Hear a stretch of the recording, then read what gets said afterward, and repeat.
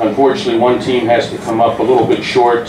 West Texas A&M finishes its season at 32-3. To my right is head coach Mark Kellogg. To his right is senior forward Devin Griffin.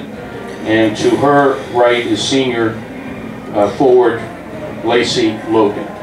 We'll start with a comment from the head coach, then we'll go to questions for the student athletes. Well, I mean, I'll start. What a game. It's not necessarily, to use the word fun now, to play in may not be quite fitting, but it was quite the battle.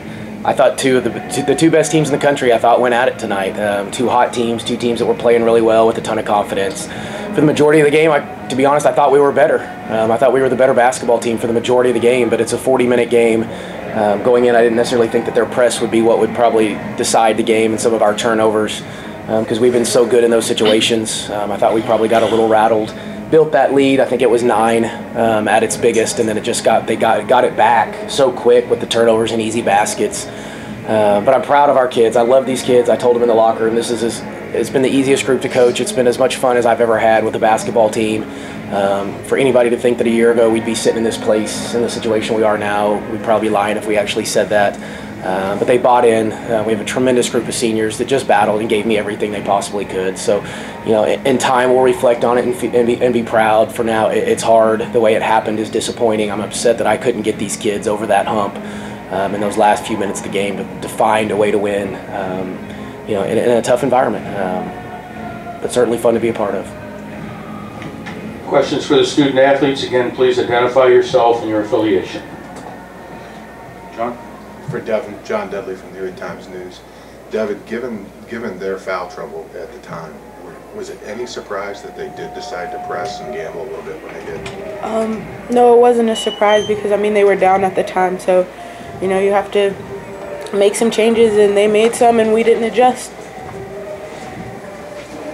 Devin, Tom Ryder of the Erie Times News. When Sean goes out with foul trouble, how important was it for you to kind of take over and lead this team?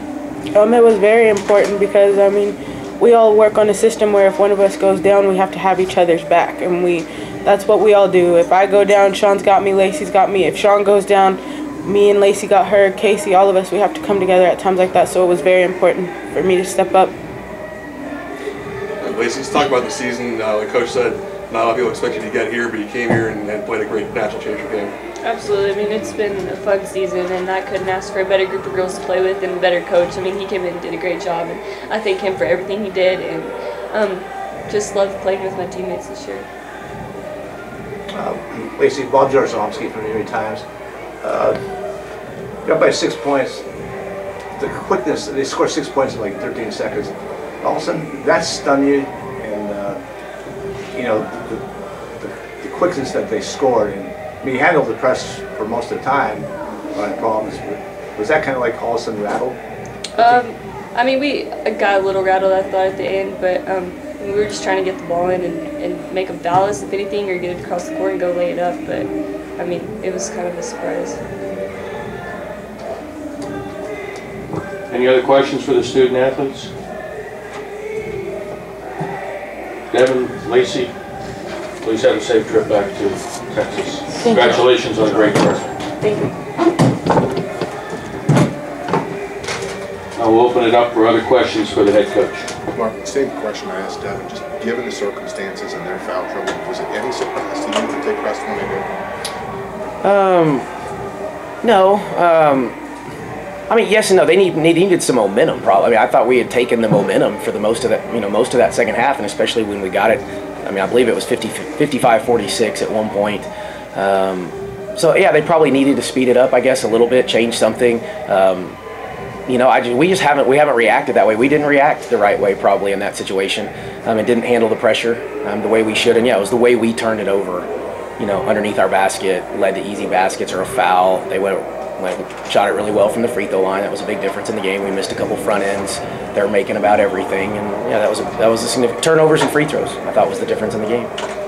Coach, when Sean goes out with foul trouble, what does it do for you guys rhythm-wise to not have her in there in the offense and defense? Well, I don't know. I mean, normally it disrupts us. Tonight, I thought we were better maybe, not without her, but we went with a small lineup, and that's when we got going offensively, and we're getting stops and are a little more active defensively. And, the one thing I'll now say is I rode our horses again late, but when we made the runs in the second half, they were not in.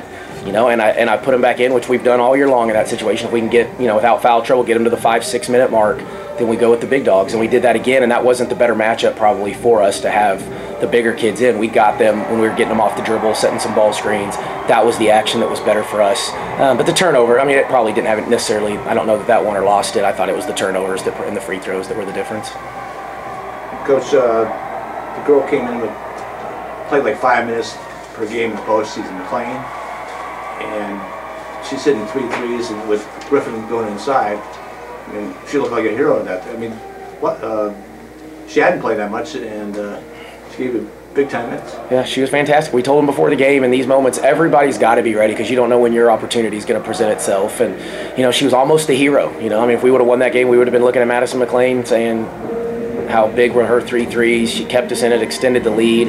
Maybe I should have left her in. I gave her one more shot to hit the 3 and she ended up traveling, so I thought maybe she was a little tired because of the decision she made. So, again, we went back to Casey Land, who's a senior and been in this program. And, it wasn't Casey's best night.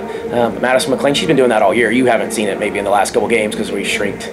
She's a 43 or 4 or something like that % three-point shooter, so she can get it going. We weren't surprised at all that McLean did that. Any other questions for the head coach?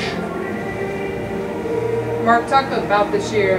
Obviously we mentioned it's your first year, but to come in and run through the conference like you did, win the conference titles, win the region, how does that set up, and what does it mean to you to start your career at WTF? Well, I told the girl they're gonna. They cement their legacy before the game started.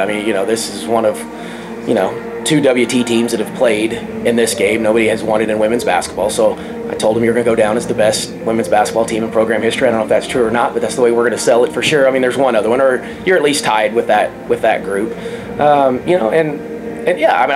don't know. There's a lot of emotions, I guess, going on from where we started a year ago to get here. That's so hard to do. I don't know if we really understand you come in 1 year and try to get that team. Bentley's been building that thing for years and years to get to this point, and they took all the natural steps that I think normally you do take. You get to a couple of Elite Eights or a Sweet 16, and then you win a national championship. And we came in here with a group that had never won a postseason game and get them to this point. And yes, it was it was remarkable, and it was so much fun to do it the way we did it, to do it with class, to do it with this group. Because they're the best kids to be around every day. And I told them, I thanked them for accepting my family and loving my kids. It is a true family. In that locker room, and these kids will be okay. We'll actually celebrate it here in a little bit and enjoy it and relish the accomplishments that we had this year. It's hard to do right now, but we will. Any other questions for the head coach?